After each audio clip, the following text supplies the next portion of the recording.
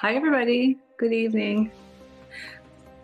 I want to pick up for a moment where Christine left off because this is a good opportunity to share with you. And again, I pride myself on sharing things that I feel nobody else out there in organizations, newcomer organizations, are sharing. And what Christine's talking about and what she's really trying to position for you in the future is that there's not going to be an opportunity for you to be somebody have prejudice against you or unconscious bias or even racism, because if you are so polished at everything that you do, you're going to force people to go, okay, hold on, wait a minute. This is not what I expected. This person is so pulled together every time I communicate with them, whether it's in person, by email. Yeah, I better give this a second look. Do you understand what I'm saying? So when you start living out your life as just a everyday person, and then as a career person or in your academics, at every moment you are either confirming what people thought they knew about you, or you are challenging it and forcing them to see that they were wrong, that their beliefs about you, your culture, where you came from, how you behave, you force them to reconsider that. Because when people keep turning up over and over again with excellence and polished and poised and mannerly, you have no choice, even if you won't admit it, you have no choice but to see them differently. So there's a lot at stake when you're a newcomer. There's a lot at stake for you, for the people who invested in you, for the people who left everything behind to bring you here. There's a lot at stake. So that's all I'll say about that. But it's just so important because you are in a position to make people see you differently.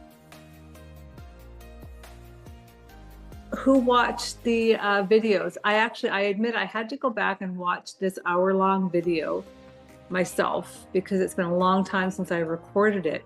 And I'll admit it's hard to watch myself and hear myself for an hour. But I'm listening to it and I'm like, this is good stuff.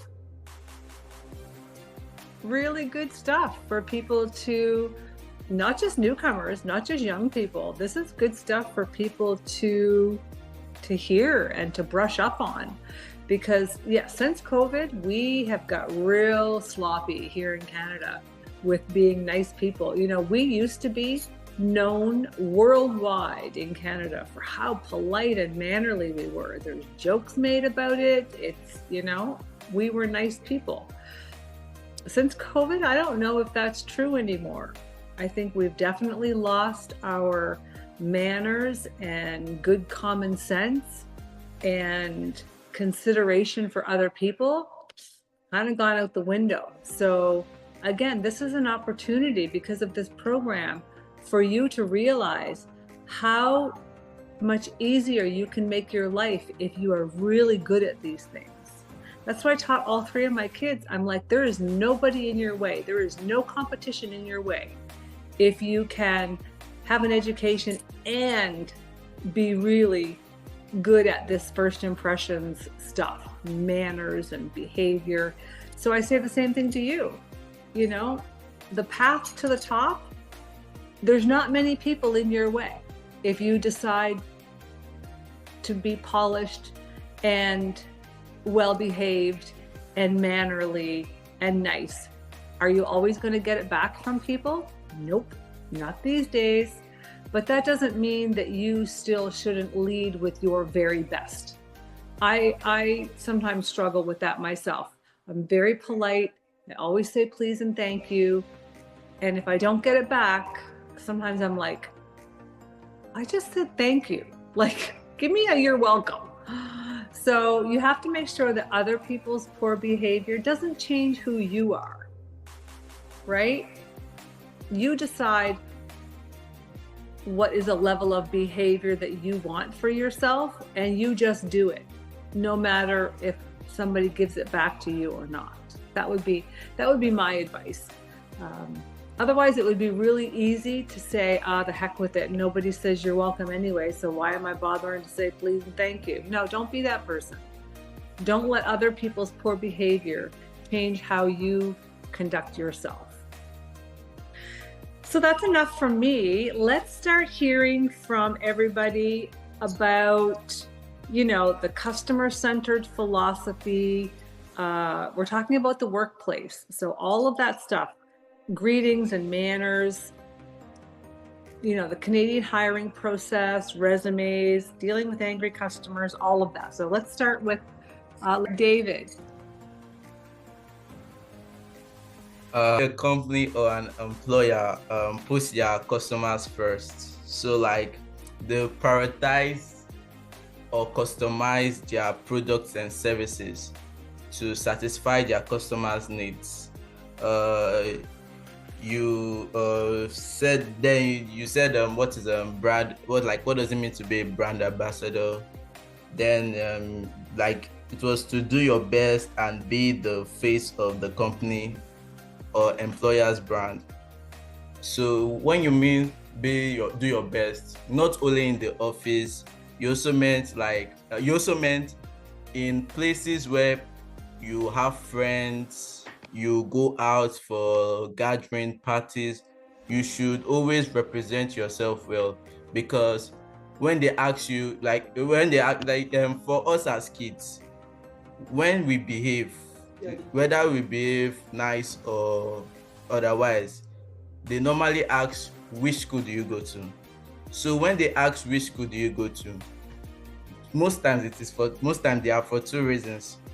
If you have acted nice, they want to they want to know where you go to, so that they will check it out, because some parents are trying to find schools for their children to go to that are nice and well and disciplined. Yeah. So or maybe you behaved badly, so they'll just try to avoid that school, saying because of your nature or what you did, you have just given a bad face to your school. Reputation. Yeah, bad reputation to your school.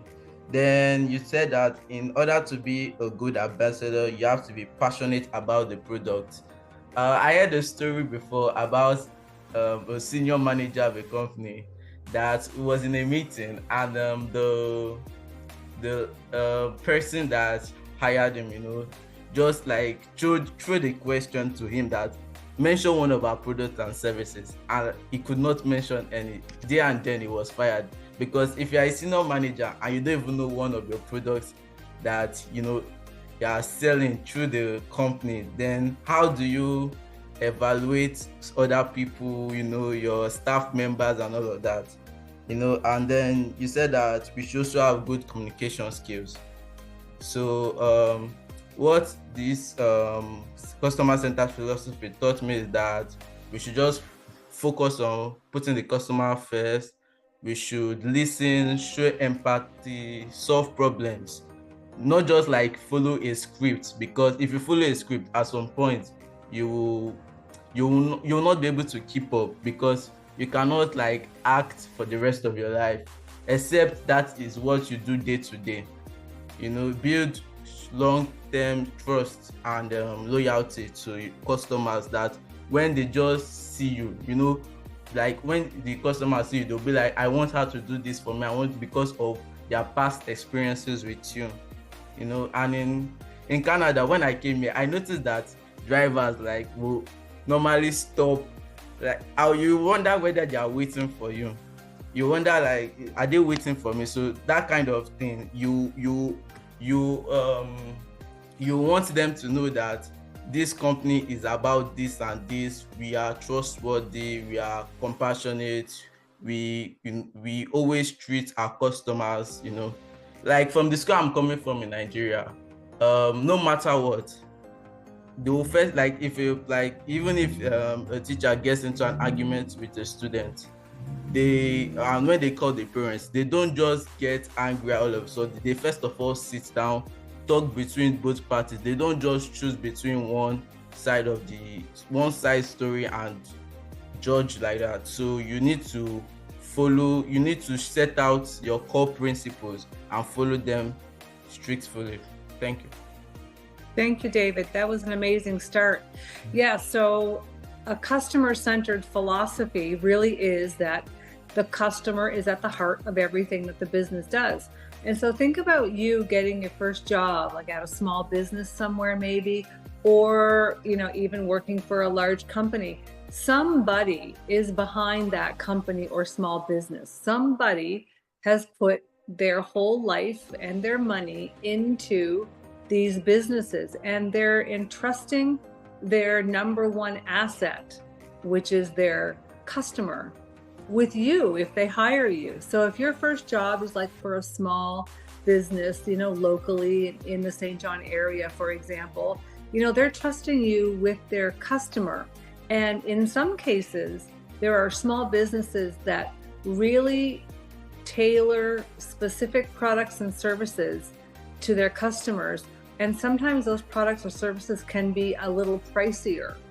And the reason they're more expensive is often because of the upper level customer service that is attached to that.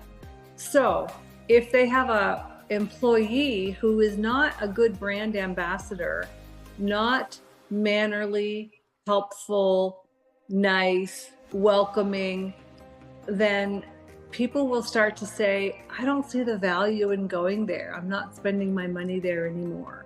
So this is where consideration and respect for the person that hired you comes in, right? I said all of that just to say that, we should be respectful of our employers. Most employers are not rolling in money. They've worked really hard to have their small businesses. Even big companies, people risk everything they have. And so when you're hired, there should be a level of consideration for their customers. And that's a customer-centered philosophy. You touched on a lot of good things, David. Being passionate, being a brand ambassador means that you are adopting the values of the company that you're working for. And that if you don't even know about your products and services, as a high-level employee, are you a very good brand ambassador? Probably not. Who wants to pick up from there and talk about greetings? I want to talk about greetings because, again, sometimes this can be a cultural thing that's different from Canada. So typically, when customers come into a store or a business or a kiosk, typically Canadians would greet them warmly. A smile, hi, how are you?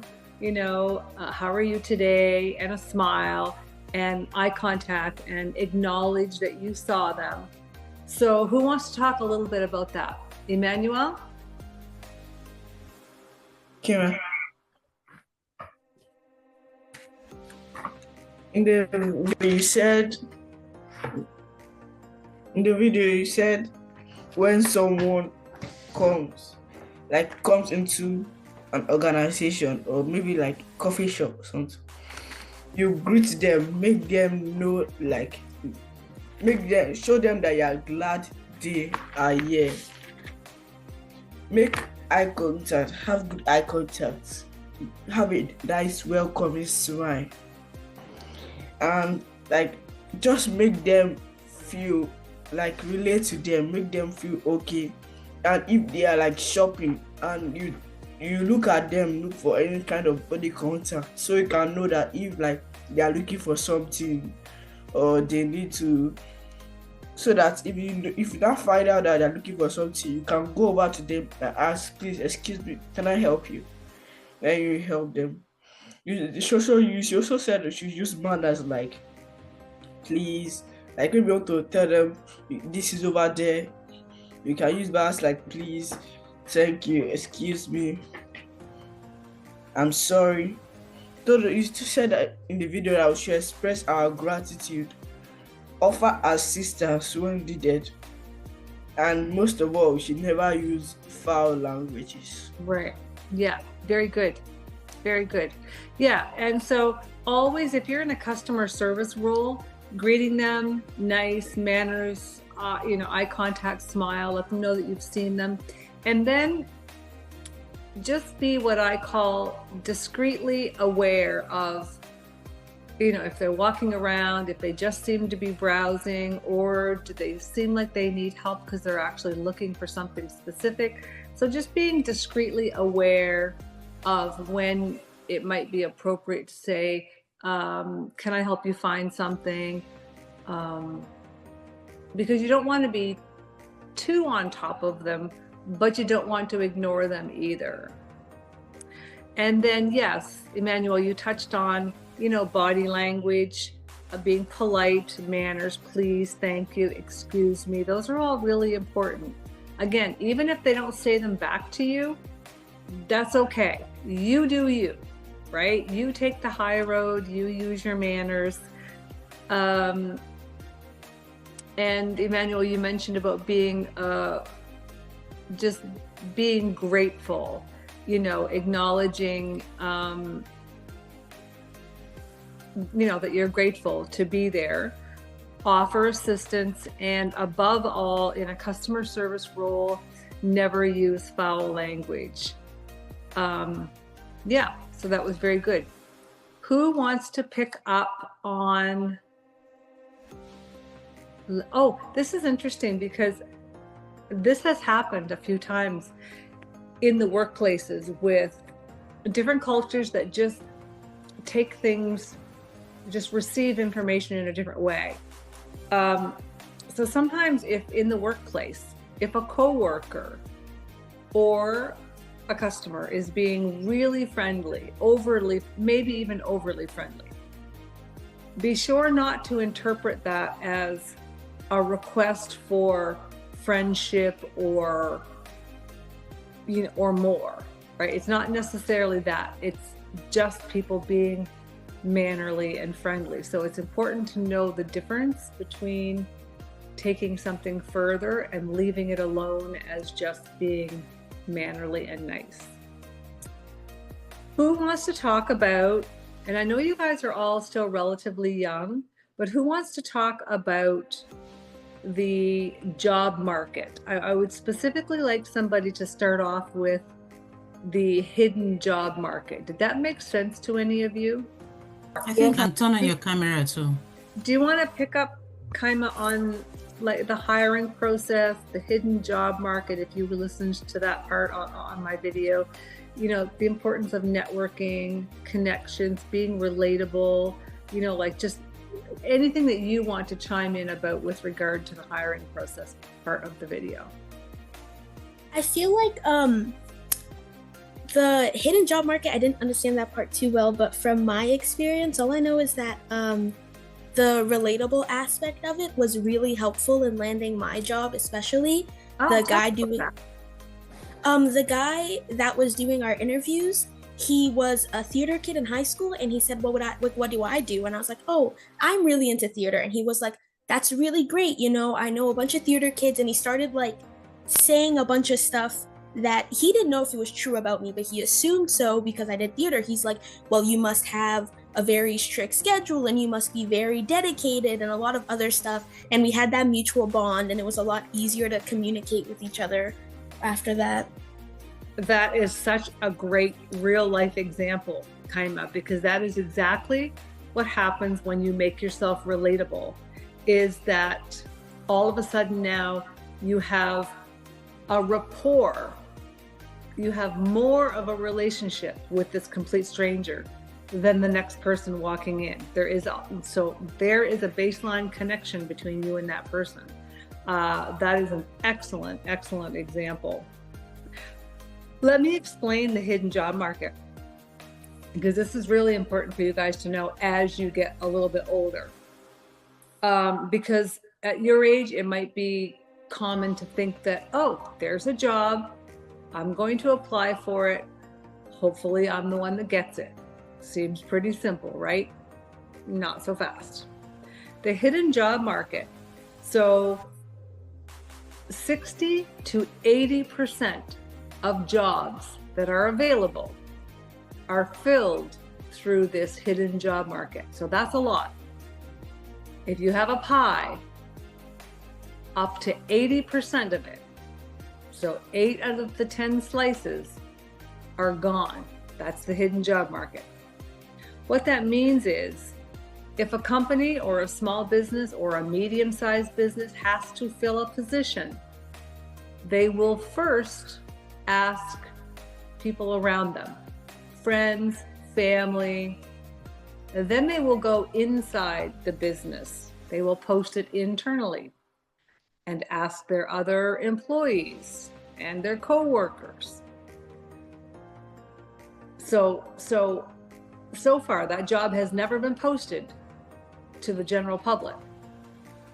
So even after they go internally with family and friends and then internally into the business, co-workers post it inside, then they still don't go public after that. They go to temporary services companies that help them find somebody.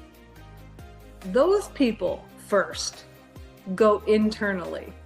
Friends and family. Who do I know? Who do I know, like, and trust that would be good at this job?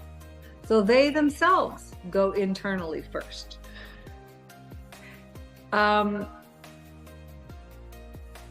So this is why networking and getting yourself known and getting yourself out there, talking to people, introducing yourself to people, being seen in the circles that you need to be seen in for the job that you want or the education that you're pursuing.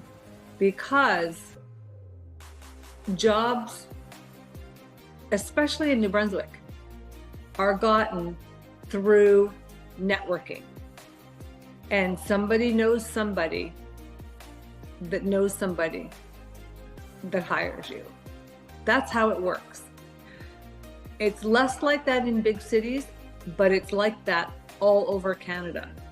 And it's definitely like that in New Brunswick. It is who you know. Not from a prejudice point of view, just from a that's how New Brunswickers do stuff point of view. It's like so much easier to just ask your family or your coworkers or your close friends, hey, listen, we have an opening for a junior accountant. Do you know somebody just graduating out of accounting? Yeah, actually I do. All of my children have got jobs that way because they ran into the right person at the right time. Not through a job application, not through a resume. They ran into the right person at the right time.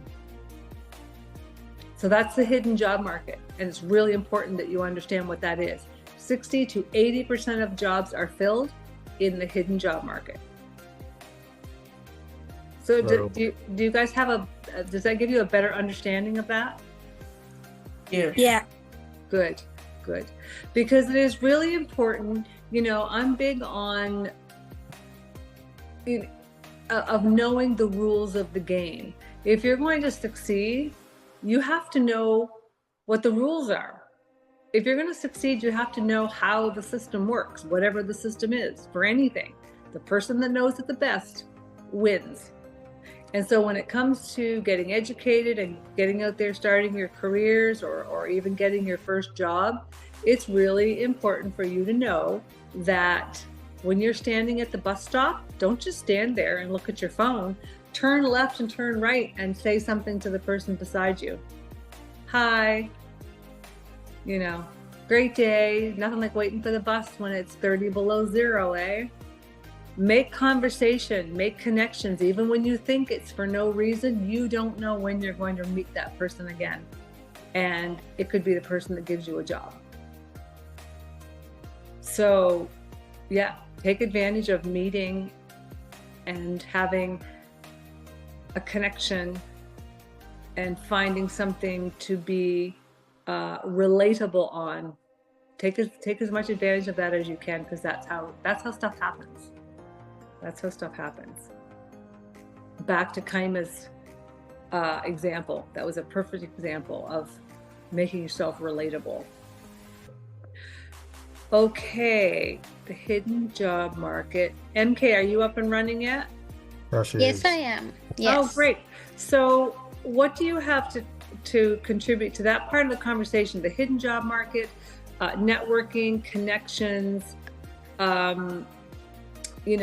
how companies hire and what they're looking for. Right. I have a whole lot of experience. I don't know if you guys can see me. I'm exhausted from work, but I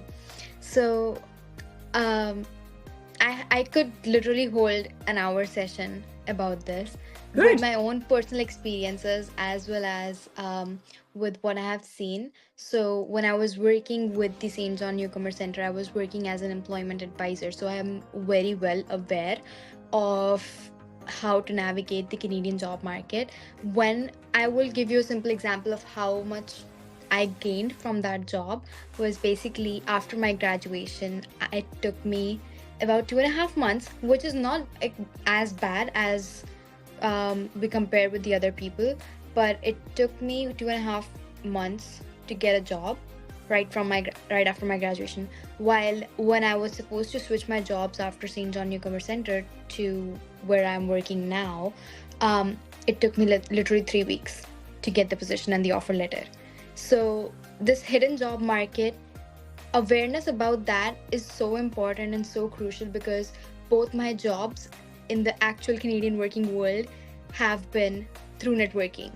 I always had somebody on the team that I knew, who I reached out to, who further reached out to the managers who are hiring managers that time, and that's how I got these jobs. So it is always important, if you're on the bus stop, if you're not getting any weird vibe from the person next to you, go ahead, say hi. There are lots and lots of networking events every month, especially with Chamber of Commerce and a lot of other places who host them. Go to those, they're free to attend. Just show up as somebody who is either eager to learn or somebody who might be stepping into the working world soon. The Canadian markets have become really, really, really hard to not just get into, but to actually set your step in those shoes. So it's important that not just like networking, but you also keep learning. And if you think maybe your current job is not giving you the enough opportunity to do so, learn on LinkedIn, learn from small sessions here and there. There are so many public places, public organizations, non-profit organizations who are supporting newcomers like us and youth, majorly youth as well. Just go up there, keep learning, and I think that pretty much sums up my 1 hour lecture. But yeah. Thank you. That was great information, MK. Sharon, what's your question or comment? Yeah, I just wanted to add a little bit on this networking aspect, because I have a bit of an experience with it, even though mine isn't physically. So I am going to university in the fall, and I was trying to like connect with people, especially those in like their second year or like their third year at my university that are taking the same degree, just to connect with them and to know them, especially those that are like talked about in that degree. So I reached out to a few of them on LinkedIn, and one of them was telling me about joining clubs, and she told me specifically about this club called Women in Cybersecurity, and she told me to join the club. So I joined the club, and I saw that there was an opening for a secretary in the club. And at first, I was like, I don't know if I should apply for this because I haven't even been a part of this club physically. I've not even been to the university to be a part of this club. So anyway, because I have a lot of experience with planning and organizing events, I decided to apply. And then at the time of the interview, the girl I reached out to happened to be my interviewer. And it was really interesting because I was like, oh, okay, this is going to be way better than I expected, even if I did not get the role. And at the end of the day, I actually got the role. Yeah, that's brilliant. That is brilliant. Again, there was a rapport there because you had already been talking to her. Yeah. No, that's excellent. You know, really, at the end of the day, companies or organizations or university clubs, typically they just want the best person for the job. Most people are not, you know, out there to discriminate in any way. Most people want to fill the positions with the best person for the job. And so these soft skills that you're learning are going to go a long way to helping you be that person that people want to hire, right? Because do you remember me talking about way back week 1 or week 2 when we were talking about first impressions and image? And I said to you that you can't out-educate people anymore. Everybody has an education. That is no longer a differentiator. That is no longer what makes you special, because everybody's got a master's degree, it seems. And so these are the things, your ability to carry on a conversation with a stranger and to be relatable and to be nice and have manners and make people feel comfortable. That's what's going to set you apart. And look at that, just in this little small group, we already have examples of that. MK and Sharon and Kaima. So, you know, you're actually putting these principles to work already, which is amazing. But I want you to know, I want you to be able to recognize them when they're at work. Because sometimes we do things and we're successful and we don't even know what we did. I want you to know that these are the things that you're doing that are making you successful already. So keep doing them. So when it comes to jobs, even as a student, who wants to talk about this part? Like, you know, applying for a job and knowing what the requirements are and how to customize your resume. Who wants to talk about that section? Okay, let me start talking. So it's important to know the job that you're applying for, like know what the requirements are, know what's being asked of this new employee. And these days, you know, you have to customize your resume. You need a new resume for each job that you're applying for because you need to customize at least a portion of it to the job that you're applying for. You know, back in my day, it was like one resume, rip those off and send them to everybody. But it's a little bit more finessed these days, and you have to customize it for each job. And one of those customizations is keywords, because there are software now that companies have, or placement companies have, or what's the word I'm looking for?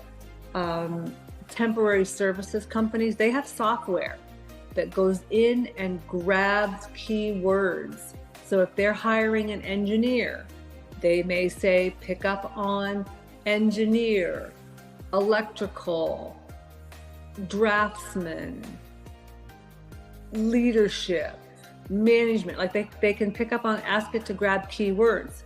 So it's important for you to put in the keywords in your resume that you know will be pulled and they'll be looking for. So use those keywords.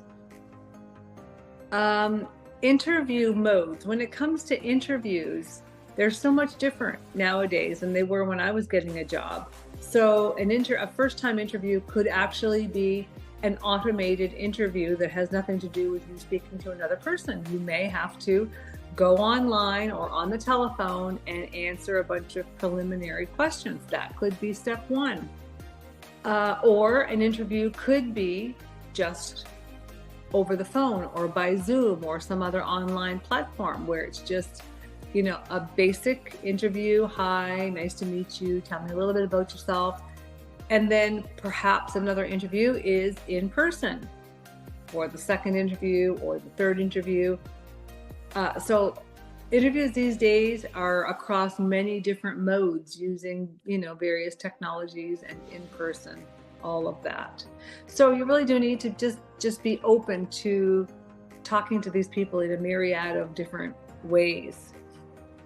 Research the business that you're looking to get a job in. Know the culture of the company. That's really important.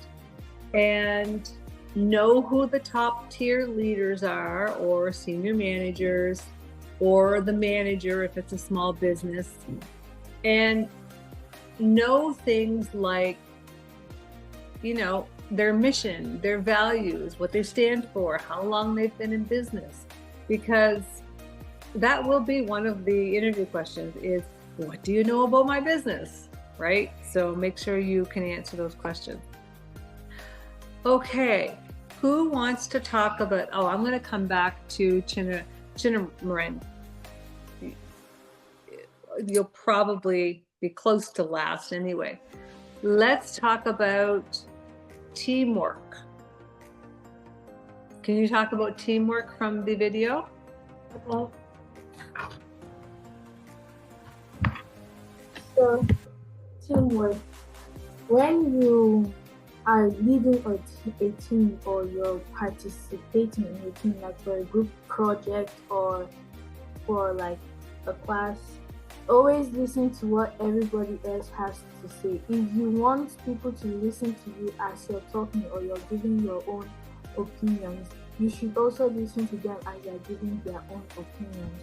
And always make eye contact. Always be like a slight nod, or like you ask some yes, or yeah, I agree with that, to show that you're actively listening to what they're saying, not just like staring at them, but your mind is going somewhere else. Always value everyone's opinions. Whether and you might have a slight disagreement with them, but like at least value what they're saying and don't make them feel like they are like being stupid or something. Be patient with everyone.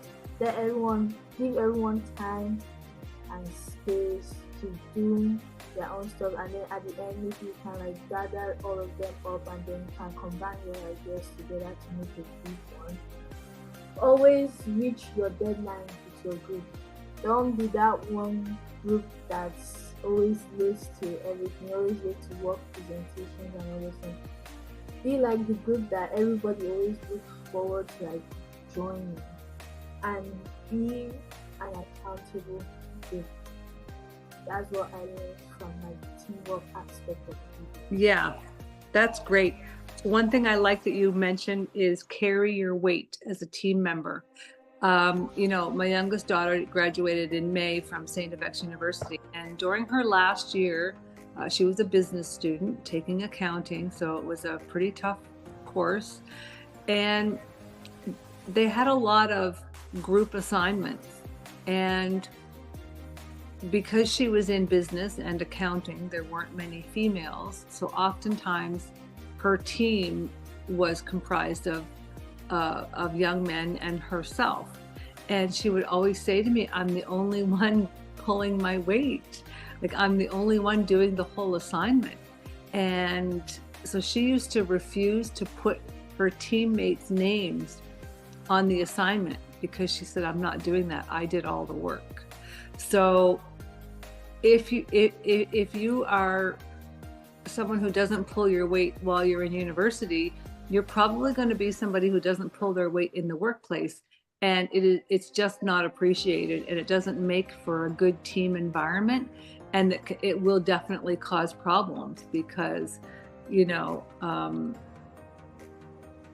people just won't be happy working with someone like that. So pulling your own weight, freely contributing to the conversations and the problem solving, being on time and respectful of the other people on the team, just being generally courteous and considerate. Like when you work on a team, you really do have to stand back and think about other people, not just thinking about yourself and your own needs.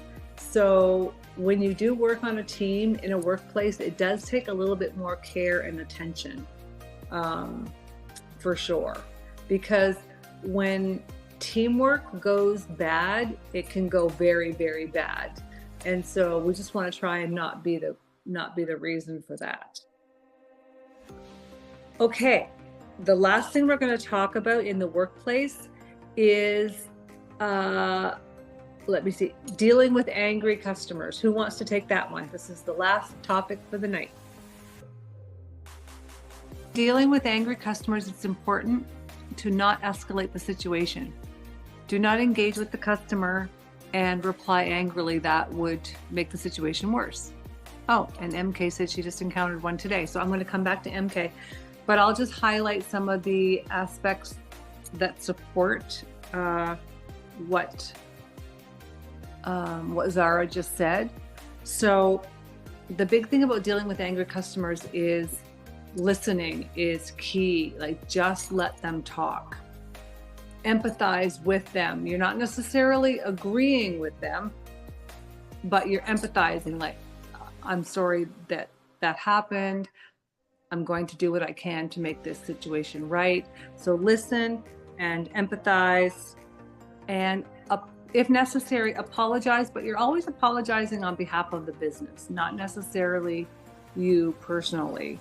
And then know when it's the right time to escalate this to another person, to shift manager, senior manager, whatever that calls for, like whatever the chain of command is. So that's a good little acronym, is, learn. And then positive language, so that you don't escalate a customer's anger, is also really helpful. And what I mean by positive language is, instead of saying, well, what's your problem? You can say, I'm going to help you with this concern, or, words that don't sort of inflame the situation are very helpful. So we call that positive language. You call it a concern or an issue instead of a problem. This de-escalates the situation. And then it's also really important to use a warm, friendly tone, like put them at ease. I'm going to do the best that I can to look after this issue for you, and I want you to know that I'm going to take care of you, right? Rather than saying, all right, well, I'll see what I can do. What's your problem? And then wrapping that all up with gestures and facial expressions that support that warm tone and that de-escalation of the issue. So if you were to say, okay, Mr. Customer, I'm going to look after this issue for you, what would you think? Would that make you angry as a customer if I was to do this? Right? Roll my eyes and shake my head like I'm losing my patience with you. So it's just important to make sure you use that warm, friendly tone, use the positive language, listen, be empathetic, and don't let your facial and hand gestures get you in trouble.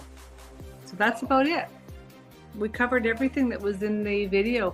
We covered the hour-long video in this hour. Does anybody have anything to add? I'm going to check the chat again too.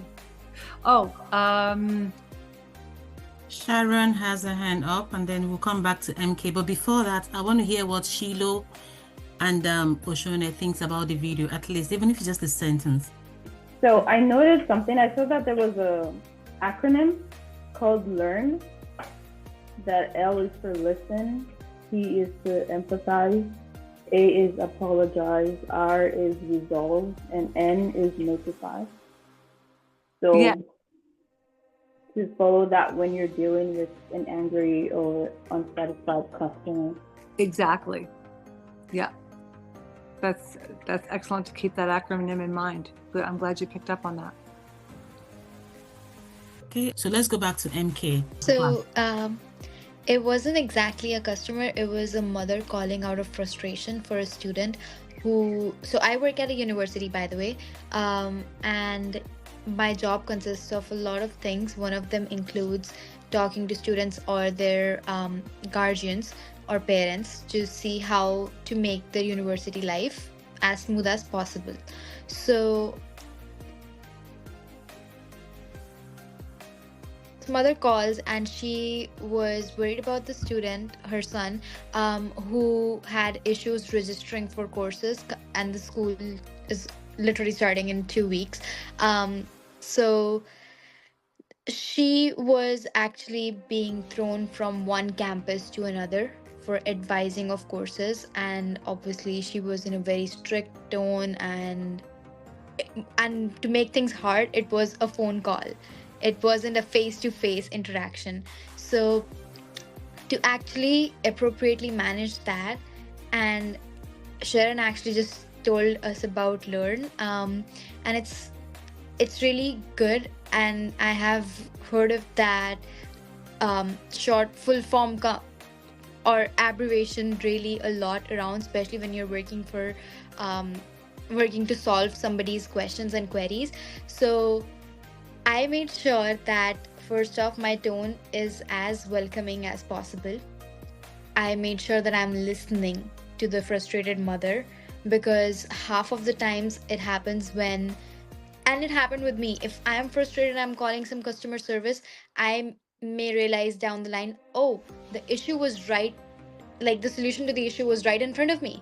I just needed to say it out loud to somebody, and I was really hoping something like that would happen, that where the mother would realize what she could do. But unfortunately, even I, as a person who helps with these concerns, didn't know what to do in that situation, so let alone the mother knowing that.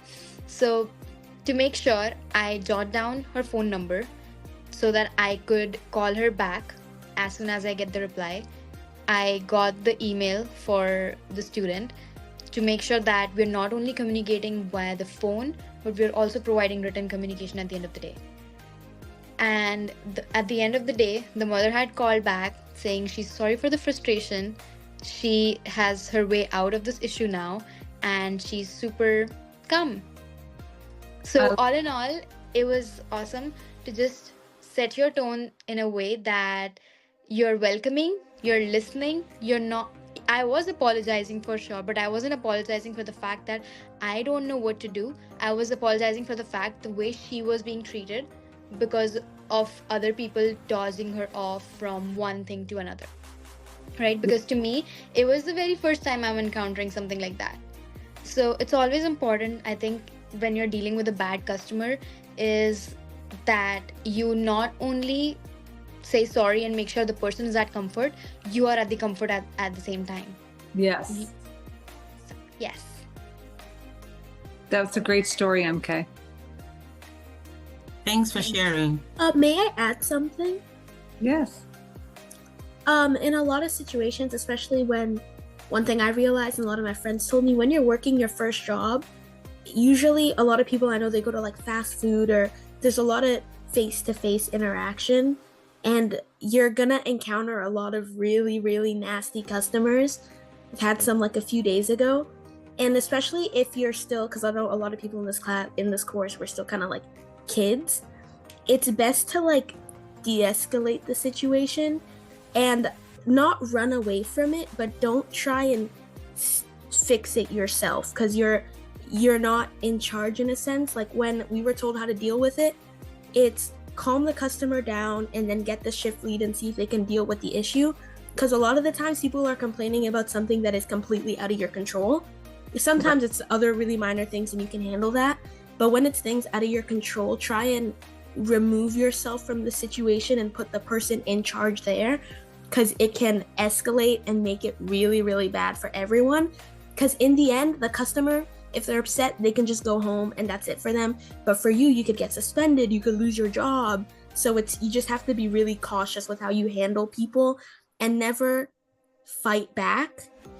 That's just one thing I learned. I just wanted to share that. Yeah.